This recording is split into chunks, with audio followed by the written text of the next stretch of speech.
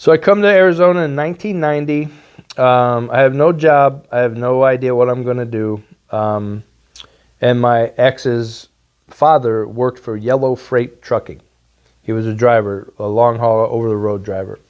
He made a couple calls and said, hey, I can get you some temporary work unloading trucks on the dock at night. I go, I'll take it. Because in 1990, it was paying like $22 an hour. That was great money for those days.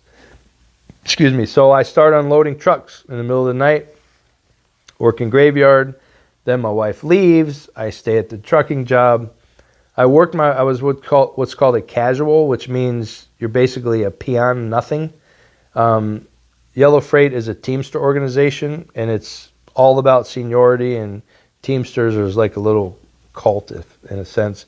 And when you're a casual, they don't even talk to you, the regulars, the seniority guys who are actual Teamsters, because as a casual, you're not a Teamster yet. So it's shocking that my goal in life back then was to become one of those guys. But so I worked my way up to number one casual. I'm the guy and casuals only get called when there's work. So I worked every night. So I was a kick-ass, hard-working guy. I was smart on the dock. Yeah, it's just moving freight, but everybody respected me. I get to number one casual, and then they don't call me in on a particular night. I also had a CDL, so I could drive a tractor trailer, which I did in Europe. They didn't call me in on a graveyard one night so that I could deliver a set of doubles in the tractor trailer the next day, which I didn't want to do because they had a rule that if you wreck a truck, you're fired. No questions asked. Well, guess what? I wrecked the truck. I get fired. I go home. I'm super depressed. I'm like, what am I going to do now? Well, I had a lot of management experience in the trucking industry, or in the Air Force.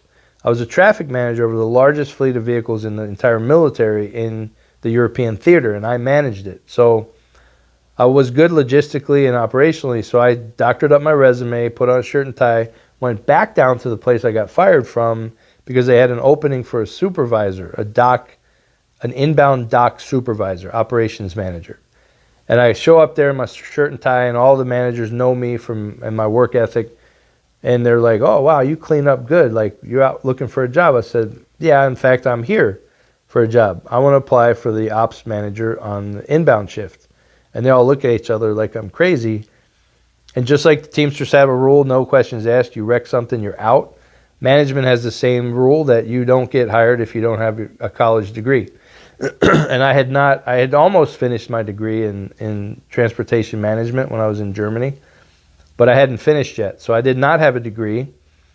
And they said, there's rules, they won't hire you. I said, well, those rules are stupid because you all know me and my work ethic.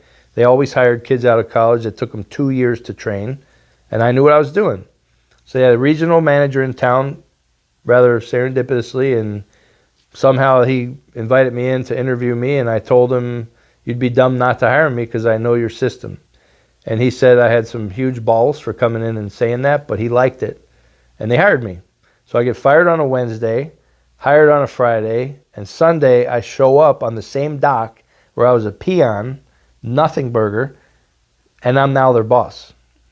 And I have to walk through this gauntlet. They called it the gauntlet. There's 250 Teamsters. You have to walk through these guys, get up in the tower. As I'm walking through, nobody knew I'd gotten hired. And all the guys that used to be my friends, this one guy, number one guy on the seniority board, he literally says, what the fuck is going on here? Like, was that what you got to do to get a promotion? He jumps on a forklift, drives the fork straight through the side of a trailer, gets off his forklift and goes, where's my office? And that was the beginning of the worst 8 months of my life.